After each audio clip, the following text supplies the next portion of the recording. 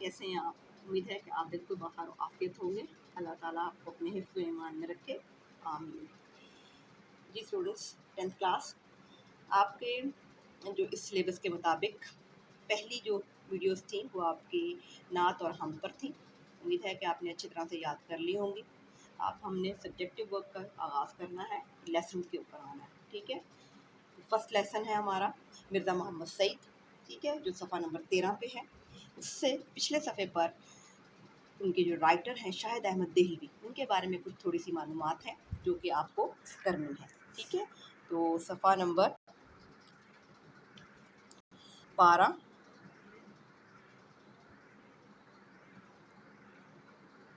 हिस्सा नसर, ठीक है, शाहिद अहमद देहलवी, ठीक है। शाहिद अहमद देहलवी के बारे में थोड़े से हालात ज़िंदगी जानते हैं कि शाहिद अहमद देहलवी दिल्ली में पैदा हुए। वो डिप्टी नज़ीर अहमद देहलवी के पोते थे, ठीक है। डिप्टी नज़ीर अहमद के बारे में आप जानते हैं, आपके 9th के सिलेबस में इनकी तहरीरें आई हैं, ठीक है। तो शाहिद अहमद देहलवी ज़बान व बयान पर कामिल अबूर रखते थे, ठीक है। इनकी ज़बान आसान और आम फहम थी, ठीक है। इनके आसान लफ्ज़ों में लिखा करते थे, लोग उनको अच्छे तरीके से इस लिहाज से पहचानते थे, ठीक है। उनका जो ये सबक है वो उनकी किताब गंजीना गौहर से लिया गया है, वहाँ का एक खाका है, ठीक है। और गंजीना गौहर मैंने इसलिए बताया कि स्टूडेंट जब आपको पैराग्राफ की तशरीह आती है, जिससे आपको सवाक का हवाला पूछा जाता है, हवाला मतन पूछा जाता है, तो उसमें आपको बताना होता है कि पैराग्राफ लिया कहाँ से गया है, ठीक है। तो आप जब लिखेंगे उसकी पहली लाइन तो ये लिखेंगे कि ये शाहिद अहमद देहलवी की किताब गंजीना गौहर के एक खाका मिर्ज़ा मोहम्मद सईद से लिया गया है, ठीक है स्टूडेंट्स। इसलिए आपको ये याद करना होता है, ठीक है। तो बच्चों अब हम स्टार्ट करते हैं बाकायदा सबक का, ठीक है। उसके मुताबिक सबसे पहले सफ़ा नंबर 13 पे आपको सबक के तदरीजी मकासद को जानना ज़रूरी है कि सबक को लिखने का मकसद क्या है, सबक क्यों लिखा गया है।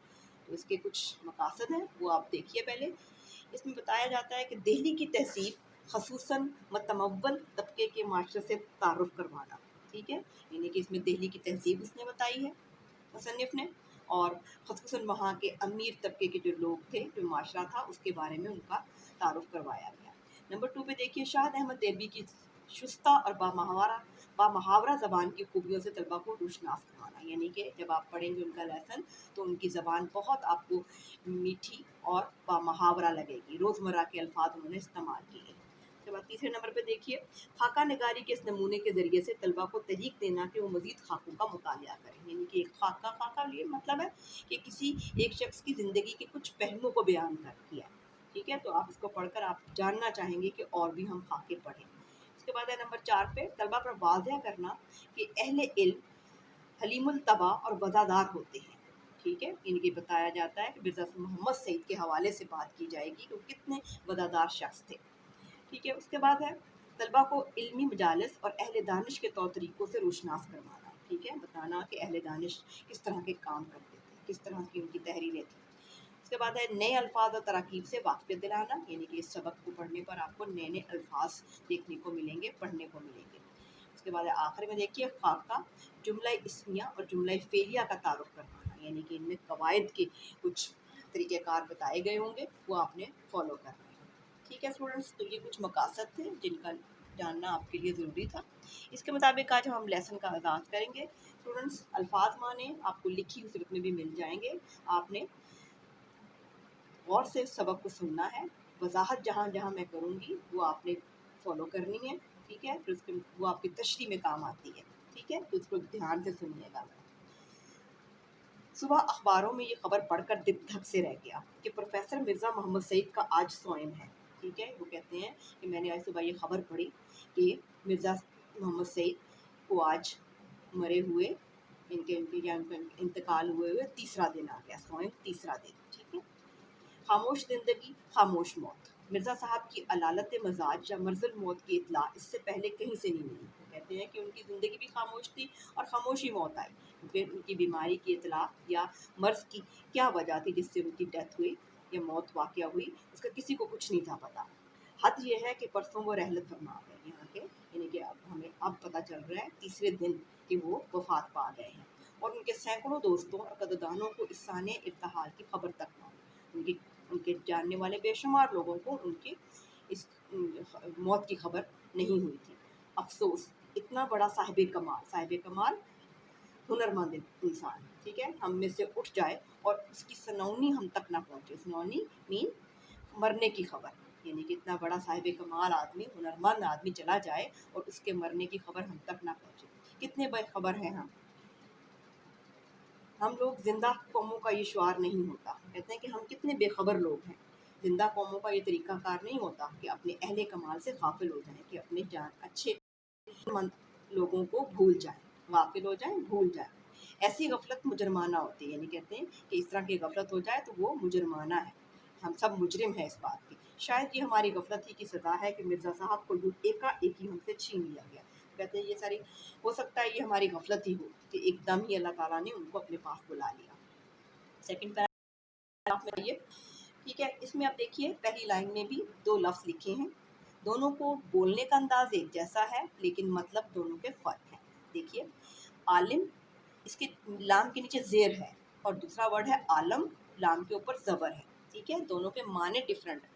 عالم مین علم رکھنے والا، اور عالم مین دنیا، ٹھیک ہے۔ عالم کی موت عالم کی موت ہوتی ہے، وہ کہتا ہے کہ ایک علم رکھنے والے کی موت کیا ہے، وہ دنیا کی موت ہے، جہان کی موت ہے۔ ابھی ہم کو اس کا اندازہ نہیں ہو سکتا کہ مرزا صاحب کے رخصت ہو جانے سے ہمارا کتنا بڑا نقصان ہو گیا۔ کہتے ہیں کہ ہم فوری طور پر اندازہ نہیں لگا سکتے کہ ایک شخص ہم سے بچھڑ گیا تو اس کا نقصان کتنا ہوا۔ ہم ان کی عدم موجودگی رہ کر ہمیں ان کی یاد دلائے گی۔ وہ کہتا ہے کہ اب ان کی غیر موجودگی جو ہے وہ ان کی یاد دلائے گی، اور وقت کے ساتھ ان کی جدائی کا گھاؤ بڑھتا جائے گا، اور جیسے جیسے وقت گزرا جائے گا ان کی جدائی کا گھاؤ مین زخم بڑھتا جائے گا۔ مرزا صاحب بہت ہی خاموش کام کرنے والوں میں سے تھے، ٹھیک ہے۔ اب ان کی عادات کے بارے میں مصنف جو ہے بات کرتا ہے، تو وہ تو خاموش کام کرنے والوں میں سے، یعنی اتنے خاموش کہ خود ان کے زمانے کے اکثر لوگ بھی ان کے علمی اور ادبی کارناموں سے واقف نہیں تھے، یعنی کہ خاموشی کے ساتھ وہ کام کیا کرتے تھے۔ ان کے بہت سارے جاننے والے ان کے کارناموں سے، ان کے جو رائٹنگ کا ابیلٹیز تھی ان کو نہیں جان سکتے تھے۔ دراصل خود مرزا صاحب شہرت سے گھبراتے تھے، یعنی کہ وجہ اس کی کیا تھی کہ وہ مشہوری سے خود گھبراتے تھے، اس لیے وہ کسی کو بتاتے نہیں تھے اور خاموشی سے کام کرتے تھے، اور پبلک پلیٹ فارم پر آنا پسند نہیں کرتے، یعنی کہ لوگوں کے سامنے آنا پسند نہیں کرتے تھے۔ کام کرتے تھے ستائش کی تمنا اور صلے کی پرواہ سے بے نیاز ہو کر۔ ستائش مین تعریف اور صلہ مین اجرت، یعنی کہ وہ ان کو نہ تعریف کی کوئی خواہش تھی اور نہ ہی پیسوں کی پرواہ تھی، بے نیاز ہو کر کام کرتے تھے، یعنی کہ بالکل بے پرواہ ہو کر اپنی تسکین کے لیے، صرف اپنے دل کی تسکین کے لیے کام کرتے تھے، اطمینان کے لیے کام کرتے تھے۔ کام کرتے تھے اس لیے کہ انہیں کام کرنا ہوتا تھا، فرمائشی کام انہوں نے ساری عمر نہیں کیے، یعنی کہ وہ اس بات کا خیال کرتے تھے کہ مجھے کام کرنا ہے بس، انہوں نے کسی کے کہنے پر کبھی کوئی کام نہیں کیا۔ کام کرتے تھے اپنی تسکین کے لیے، کام کرتے تھے اس لیے انہیں کام کرنا ہوتا تھا، فرمائشی کام انہوں نے ساری عمر نہیں کیے۔ انہوں نے اب سے 55 سال پہلے سر عبدالقادر کے رسالے مخزن میں مضامین لکھے، یعنی کہ یہ سر عبدالقادر جو ہے وہ معروف ادیب تھے اور علامہ اقبال کے گہرے دوست تھے، ان کے لیے مضمون لکھے تھے، مگر شیر صاحب کی فرمائش نہیں بلکہ جب خود ان کا جی لکھنے کو چاہا تو انہوں نے لکھا۔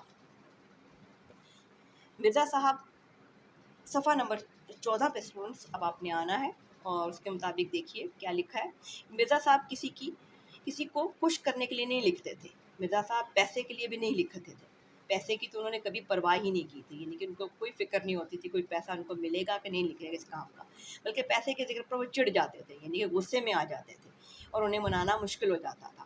لاہور کے اکثر پبلشروں نے مرزا صاحب سے کتابیں لکھوانی چاہیں اور بڑی بڑی رقمیں بھی پیش کی، ٹھیک ہے، مگر مرزا صاحب نے انہیں ایک لفظ بھی لکھ کر نہیں دیا۔ اور جب اپنا پہلا ناول یاسمین لکھا تو اپنے ایک شاگرد پبلشر کو بے مزد دے دیا، بے مزد مین اجرت کے بغیر، کوئی پیسہ نہیں لیا انہوں نے، یعنی کہ اپنے دل سے کام کیا کرتے تھے۔ اس کے کچھ عرصے بعد دوسرا ناول خواب ہستی لکھا، اسے بھی بغیر کچھ لیے دیے چھپوا دیا، یعنی کہ کوئی پیسہ نہیں لیا اس کا۔ اگلا پیراگراف دیکھیے۔